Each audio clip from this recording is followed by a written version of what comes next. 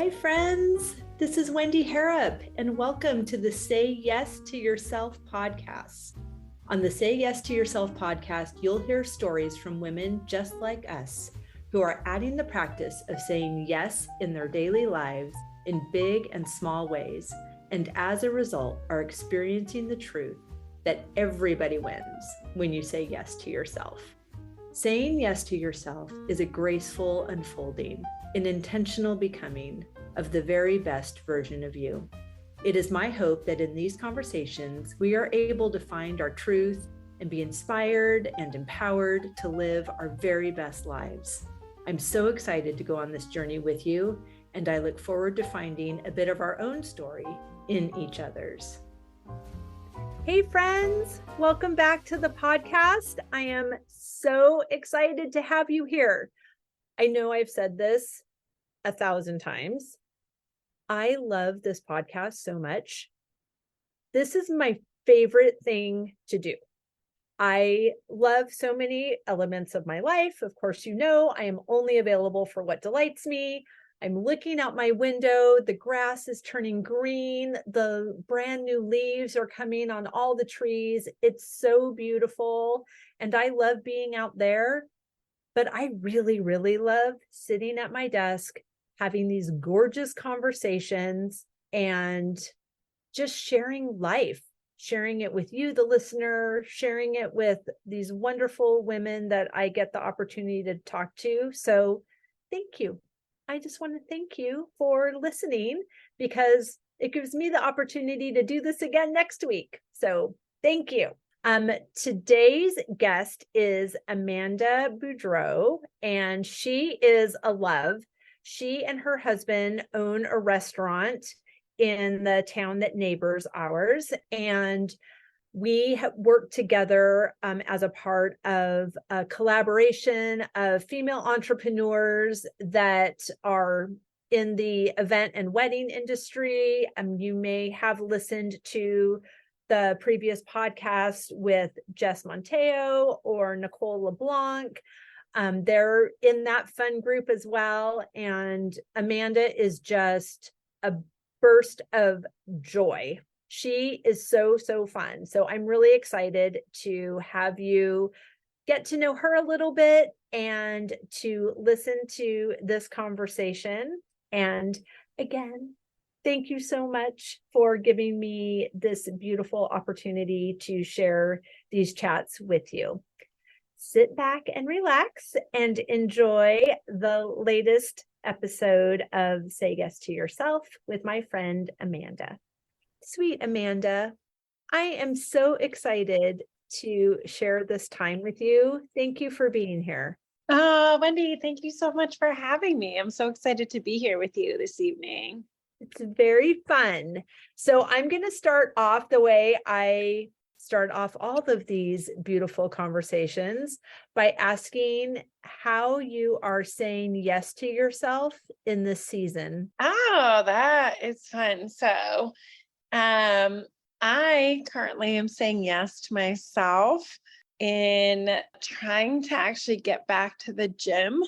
So I am coming from the gym this evening, and I've been doing some classes for the past couple weeks, and I really kind of lost my way since 2020 when COVID hit. I had a job at a corporate office, and I also own a restaurant with my husband. And both of those positions actually happened to be kind of very on your feet. In the office, I'd be like kind of walking around, checking in on my team, going from meeting to meeting. I would go to the gym then. And then in the restaurant, buzzing around there to trying to keep both businesses alive by transitioning to a very seated position in meetings and sending emails. So I went from a pretty active lifestyle to a pretty sedentary lifestyle.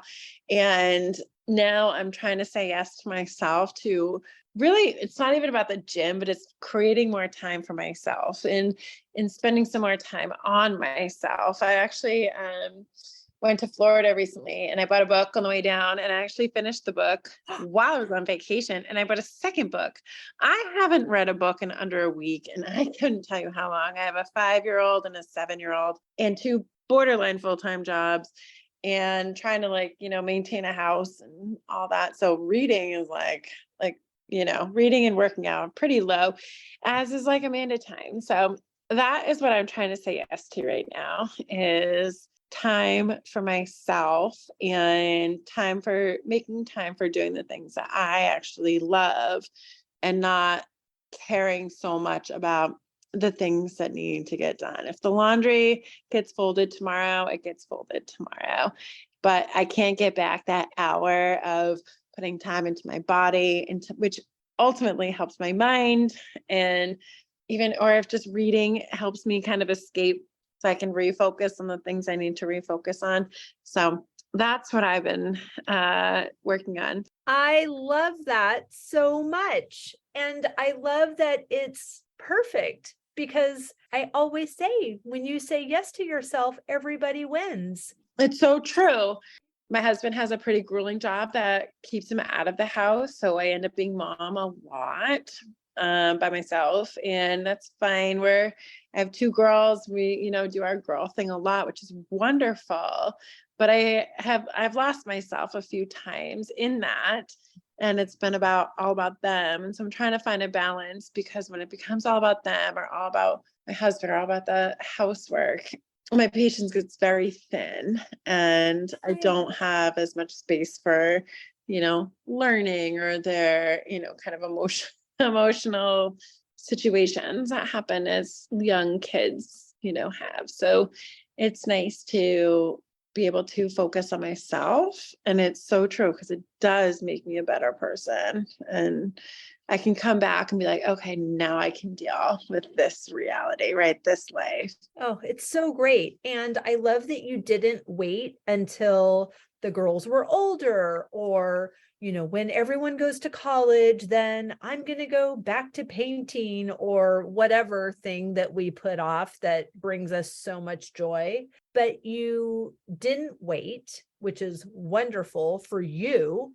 and also for them, because you're modeling for them that when they are parents of young children, that it's totally normal to leave and go do something that's just for you, and then come back refreshed. Yeah, exactly. I agree 1,000,000%. And I know setting the right example now is something that I've really tried to focus on, because I really, when I knew I was pregnant and, had the first one, then I found out we're having another girl, I just wanted to make sure to set the right example. And times are tough, and times are different than when I was a kid. I was a latchkey kid, 80s. I could go out, run around, do my thing, be independent, be wild.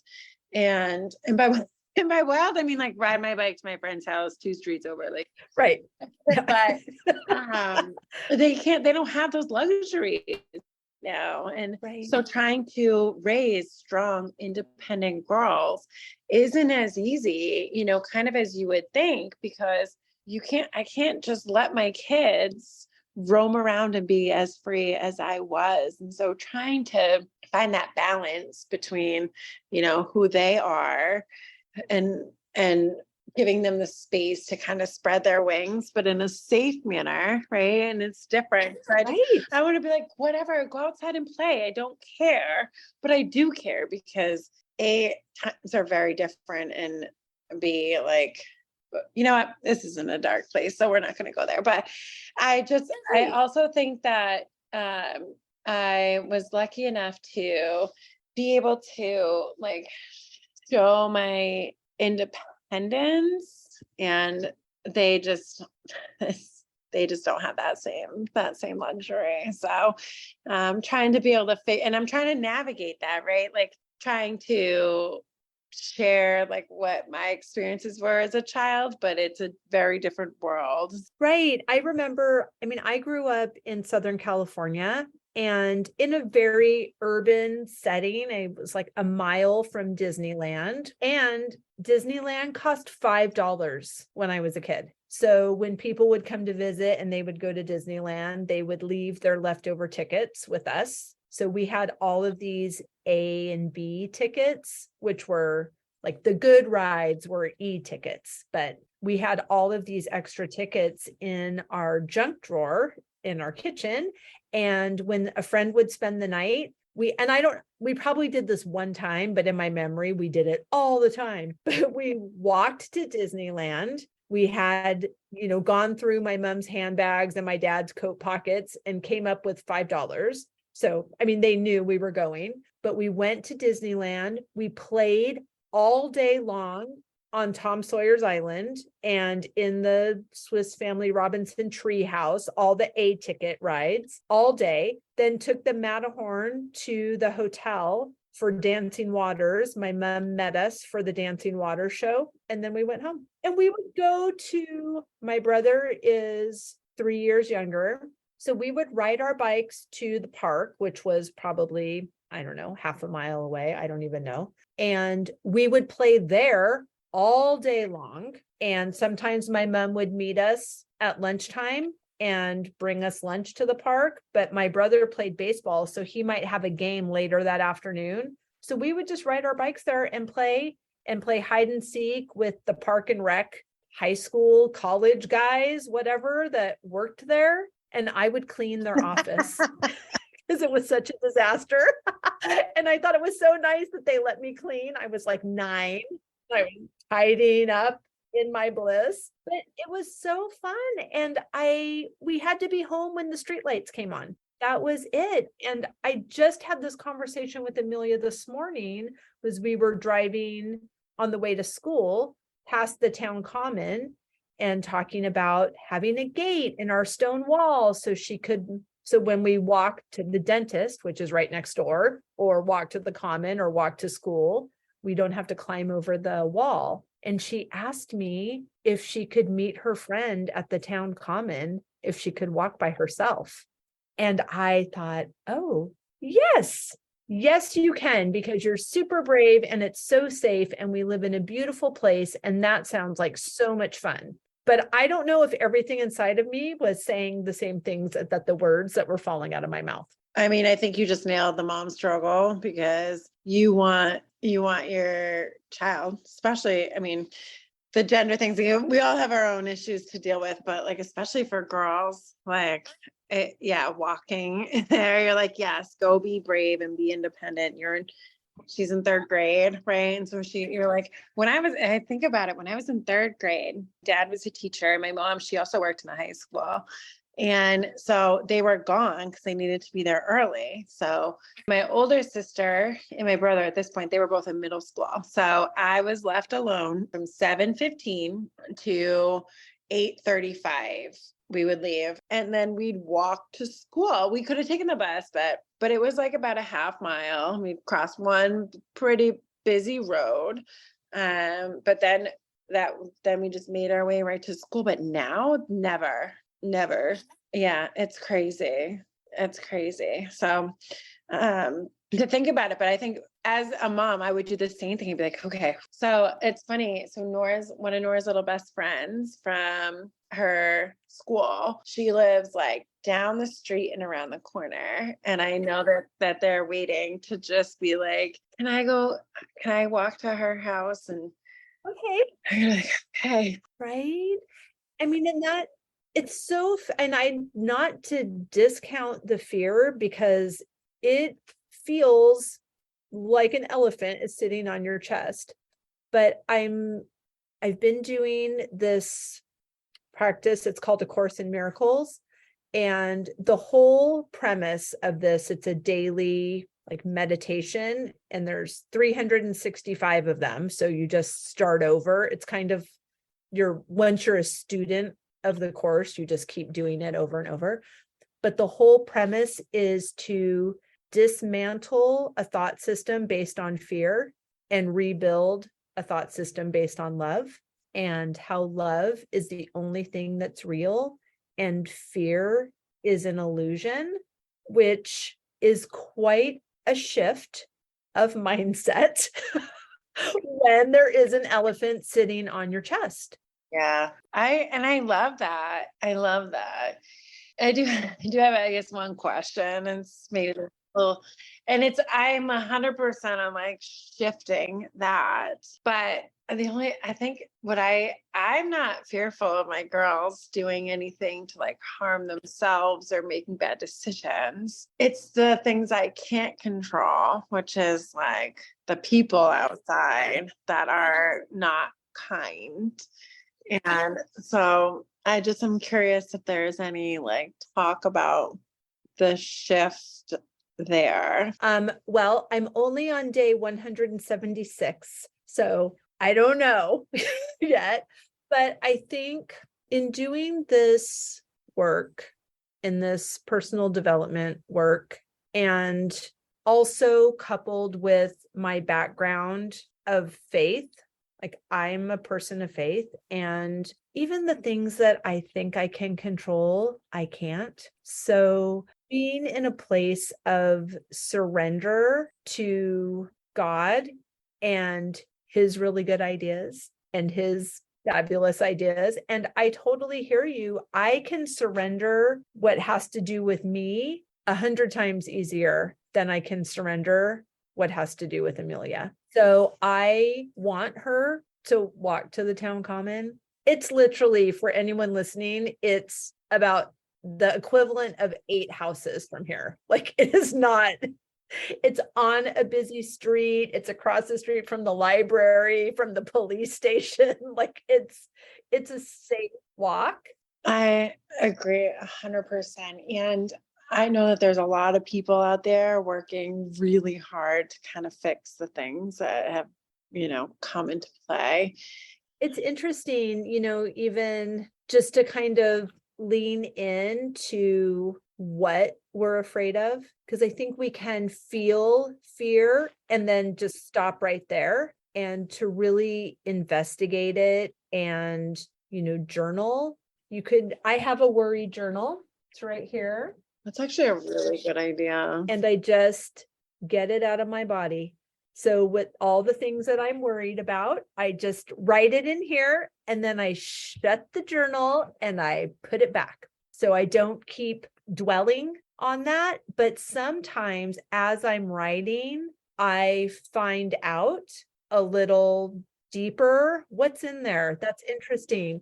Just this weekend, I was away at a mastermind retreat with some other female entrepreneurs, and they're just amazing, fabulous women. And there's some coaching from our mentor, and it's really fascinating when you are ready to, investigate some more shadowy situations inside of you. And I was afraid, and I didn't even want to say the thing that was causing so much fear, because then I was embarrassed that I was afraid of this thing, to have this conversation. I was kind of frustrated with myself, but I finally, got it out and said what I was afraid of. And then as soon as I said it, I'm not afraid of that, actually. Like, now that I've said it out loud, it loses its power, first of all, because boy, does that get all sorts of water and sunshine when it's inside of you and it grows so big. As soon as I said it out loud, it lost its power. And when I heard in my own voice these sentences that just didn't even sound like me anymore, because of, the work we're doing on ourselves and what we actually believe. And it's a good practice, especially when you can do it in a safe container with people that know what to do if it doesn't lose all of its power.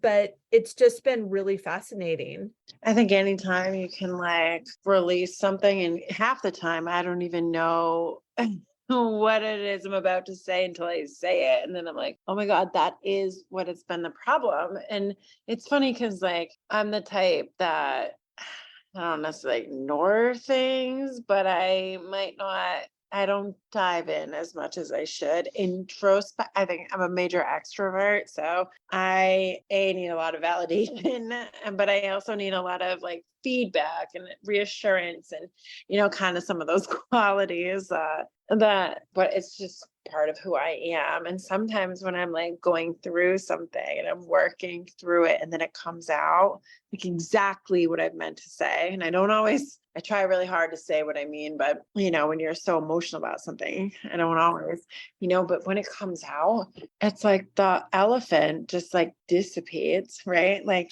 and all of a sudden it's gone. I've said it. You can't stuff it back in. It's how you feel 100%. And there you've said it. And it has such a lasting, even I'm like, once I get to that revelation, it's like, okay, I feel better. And what am I going to do about it? Right? Like, that's one thing I'm good at. I'm not as good at like the introspect piece, but with dealing with it, that I'm actually pretty good at. So I think I hear you on like needing, once it's out, once you expel it, the weight is it's like a magical feeling to say, this is what I'm feeling. This is how you made me feel. And I'm also a people pleaser. So that's another thing that I struggle with, is giving somebody feedback, telling somebody that like they did something that bothered me.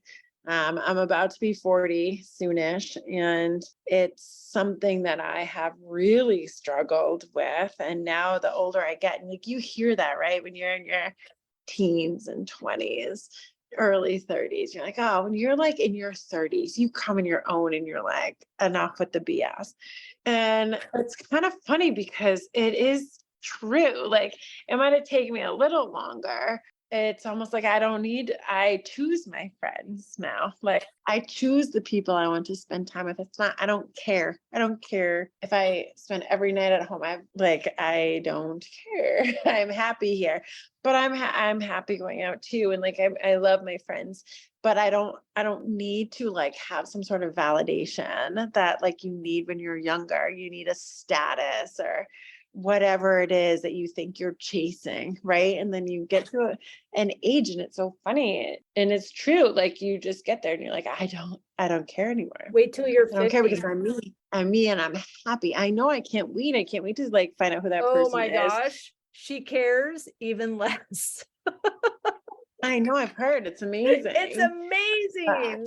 It's amazing because the world keeps spinning. Mm-hmm. And everything that, if you are, especially like, I'm also people pleaser. And I was listening, I don't know if you follow Terry Cole's work. She wrote a book called Boundaries, and she did a podcast episode with Kathy Heller. And I found out I'm a high functioning codependent. I had no idea. That actually sounds like me. Because I thought codependency was more, like in relationship to an addict, and you're just enabling them. Yeah. Or you're super needy. Right? Like, but it's the wanting to please people to the detriment of your own comfort. Oh, and I want, she talks about her sister being in a really bad place, and she just kept helping her sister, and she just kept, wanting her to get out of the bad relationship and all of these things. And her therapist said, why? You don't know what she needs to learn. Yeah. In that you want her to get out of that relationship because it's uncomfortable for you, for the story that you want to be true about your family. This scenario is causing you discomfort, but you're not in control. So I think the control issue comes back as well. It's like we feel like we are in charge of holding up the sky. And if we don't do everything that we're supposed to do to make sure that everybody has everything that we need, and everyone is happy, and everyone's homework's done, and there's toilet paper in the cupboard, and the floors are cleaned, and there's gas in the car, and all of the things. And we think I don't have time to go to the gym. I can't work out. This place is going to fall apart if I don't, or if I, oh goodness, go to Paris for a week. What in the world? Who do I think I am? And then you come to a point where it's not reactionary, it's actually with intention that you're going to say yes to yourself. And in that good space, of course, not reactionary, but meaning it. And you find out that everybody wins. You feel better about yourself. You've taken time for you. So true. Some other people figured out that they actually can pick up their own stuff and put it in the hamper. And people can get their own water and all of these things, that us actually removing ourselves temporarily from the situation empowered everybody else. It's so true. To step up and to step into what is good and highest and best for them. Oh my goodness. So I'm happy for you that you get to experience 40. And I'm so happy that I can just tell you it gets better and better. I can't wait to be 39. So I have a little more time, but yes, I finally feel like I'm coming into the true Amanda, and becoming her, because like I said, people pleasing and always like bending over backwards. And now I'm learning how to set boundaries, and I have a career that, I enjoy, and I'm like helping my husband pursue his careers. And I have an amazing community of women, which means a lot to me, because that is something that means so much to my core is, women supporting women. And because I haven't felt that my entire life. And I'm like getting to this place where like, all right, I'm here. Now what do I want to do with it? And I think that's like kind of the new age of reasoning for me. And the new coming of age of Amanda is like, okay, where I want to be. Now, what do I do with this power? Right? Like I have my like lady friends, I have my husband, I have my kids, I have my career. Where am I going to go? What am I going to do? What is next? Like, and so that I think is becoming the next like kind of new challenge, but new kind of fun piece too. Right. Back to your original question, saying yes to myself and doing things that fill my cup and trying to get myself to a place where I'm happy. So your question is very deep, and it's not so easy to answer. But I find it to be a really valuable question, and one that I think needs more attention in our lives. I'm not going to hate on the men, but especially kind of as women that can get lost in motherhood or careers or wives or whatever it might be. There's so much to all of us that I think just continuing to grow and develop and be these people is like the best that we can continue to be. Yes, I agree. And keep answering the question and keep asking yourself the question.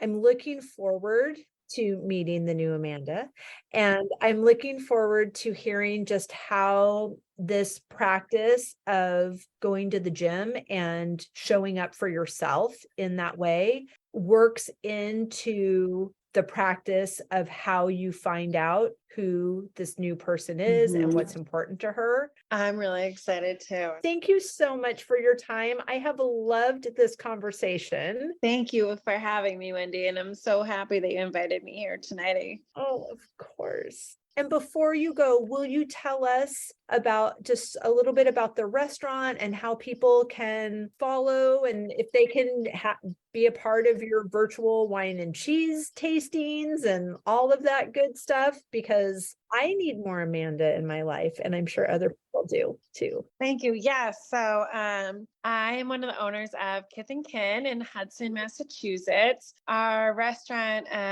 opened 2019, right before COVID. So we kind of had to make some major business model flexes right when COVID hit. But we focus on sourcing locally, responsibly, and sustainably as much as possible in this region.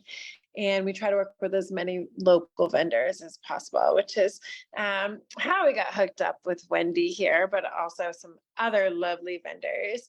And we also partner with a lot of other local businesses. And one of them is Katie from Malahy's Cheese Shop. And we do a ton of actual virtual wine and cheese tastings. And they're amazing. And I know People don't really love to sit on Zoom at night, but it's kind of nice because you get 3 bottles of wine, about a pound or more of cheese, you get some accompaniments, you get to hang out with us for an hour and a half at least. There's bingo. We have so much fun. And the best part, and I know my kids won't go to bed until they get to pull the first round of bingo numbers, which is chaos, but the most fun. And it's a nice, relaxed, fun evening. And we just have the best time. And what's great about having 3 bottles of wine at your disposal is that you don't have to drive.